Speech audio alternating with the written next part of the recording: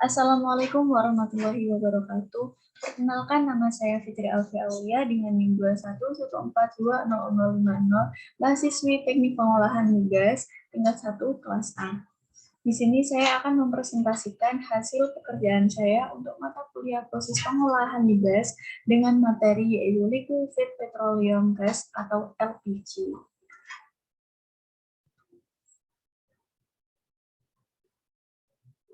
Nah, Indonesia merupakan salah satu negara dengan sumber daya alam yang sangat melimpah. Salah satunya mengenai gas alam.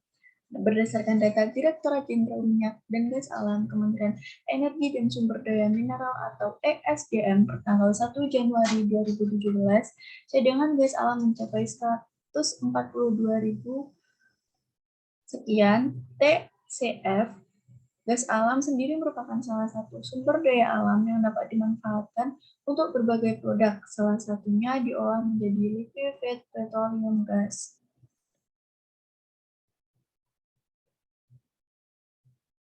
Nah, LPG atau liquefied petroleum gas merupakan suatu produk bahan bakar gas yang pada umumnya berupa gas propana atau butana atau merupakan campuran antara keduanya yang dalam temperatur kamar akan berbentuk fasa gas, tetapi dalam tekanan tinggi atau pada temperatur yang sangat rendah akan berbentuk cair yang tidak berasa, tidak berwarna, dan tidak berbau.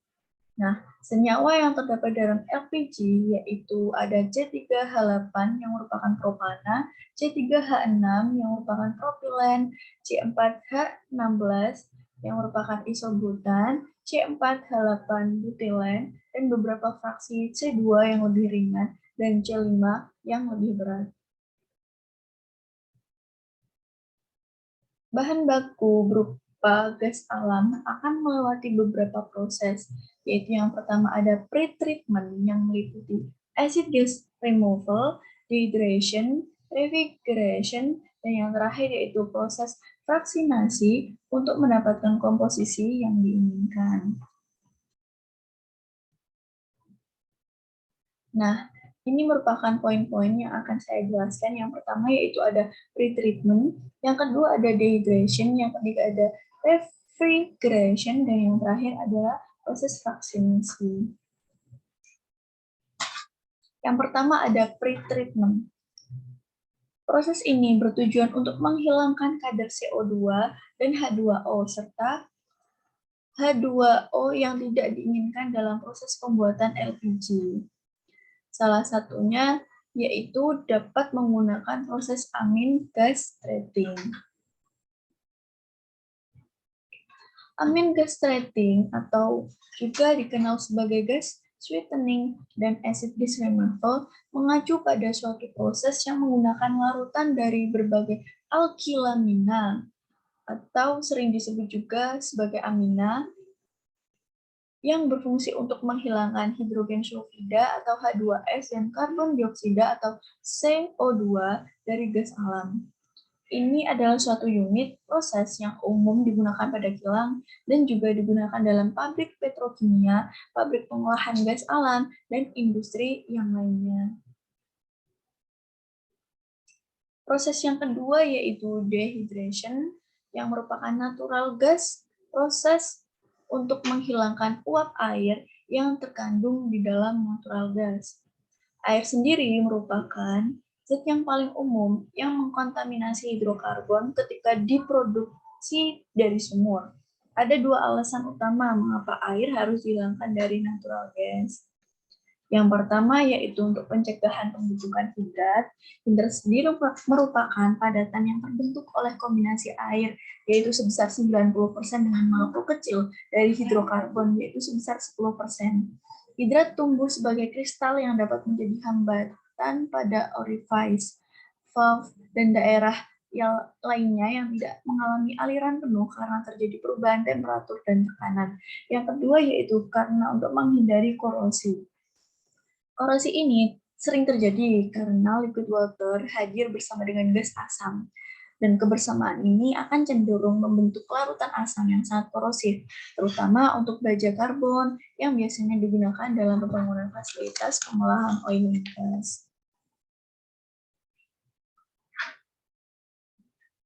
Nah, proses yang paling umum digunakan untuk pengolahan natural gas sendiri yaitu dengan menggunakan metode gas dehydration. Yang pertama ada absorption yang menggunakan liquid desiccant, misalnya glikol dan metanol. Yang kedua ada adsorption dengan menggunakan solid desiccant, misalnya alumina dan silika gel. Dan yang terakhir yaitu cooling atau kondensasi below the dew point menggunakan refrigeration atau turbo expansion. Proses yang pertama yaitu absorption system. Pada proses absorption system ini, hygroscopic liquid digunakan untuk kontak dengan wet gas untuk menghilangkan uap air. Nah, TEG yang merupakan pelarut yang paling umum digunakan. Ada dua hal utama dalam absorption system, yaitu gas dehydration system dan glycol regeneration. Nah, ini merupakan flow diagram dari TEG dehydration. Proses yang pertama yaitu inlet gas yang masih basah akan memasuki kontraktor dari bawah dan akan mengalir ke atas melewati tray-tray di dalam kontraktor hingga keluar menjadi gas kuning di bagian atas kontraktor. Sedangkan glikol akan masuk ke dalam kontraktor melalui bagian atas, sehingga natural gas dengan glikol akan bereaksi secara berlawanan arah dan keluar pada bagian bawah kontraktor. Glikol yang keluar dari kontraktor biasa disebut dengan rich glycol karena sudah mengandung banyak uap air yang diambil dari natural gas. Nah, rich glycol ini akan diproses lagi yang biasa disebut dengan glycol regeneration, di mana rich glycol akan dipanaskan ke dalam reboiler pada temperatur tertentu hingga uap air akan menguap. Tetapi glikol masih berada di dalam fase liquid, dan glikol yang sudah bersih dari uap air ini akan dipompakan lagi ke dalam kontraktor. Proses selanjutnya yaitu absorption system, yang merupakan suatu proses pemanfaatan gaya adhesi atau gaya antaraksi antara suatu permukaan benda padat dengan zat yang diserap. Pada proses pengerian gas secara adsorpsi ini, zat yang diserap yaitu uap air yang disebut juga sebagai adsorbat. Sedangkan benda padat yang melakukan penyerapan biasa disebut sebagai adsorbent. Ketika dew point yang sangat rendah diperlukan, maka absorption gas dehydration merupakan pilihan yang bagus. Karena absorption system juga biasa disebut dengan solid bed dehydration karena menggunakan solid desiccant seperti silika gel, sorbate, activate alumina, dan molecular synthase. Nah, ini merupakan flow diagram dari absorption system.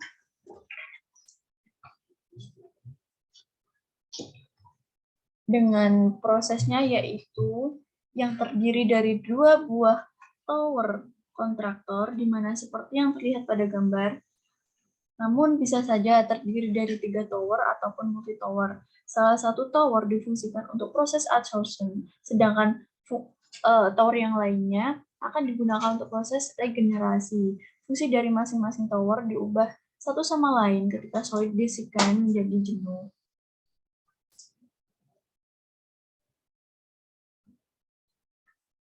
Nah, proses yang ketiga yaitu pendinginan atau refrigeration yang memainkan peran utama dalam banyak proses recovery hidrokarbon karena digunakan untuk membandingkan aliran gas untuk memulihkan sejumlah besar C3+ dan untuk menurunkan suhu gas saat gas masuk ke tahap lain dari pemulihan hidrokarbon. Proses yang terakhir yaitu fraksinasi yang bertujuan untuk memisahkan hidrokarbon berat dalam gas alam hingga menghasilkan LPG dengan kandungan metana tinggi.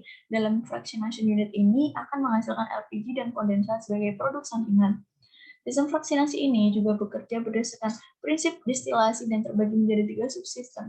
Yang pertama yaitu deetanizer, depropanizer, dan debutanizer, di mana masing-masing berturut-turut akan berfungsi untuk memisahkan metana, etana, propana, dan butana.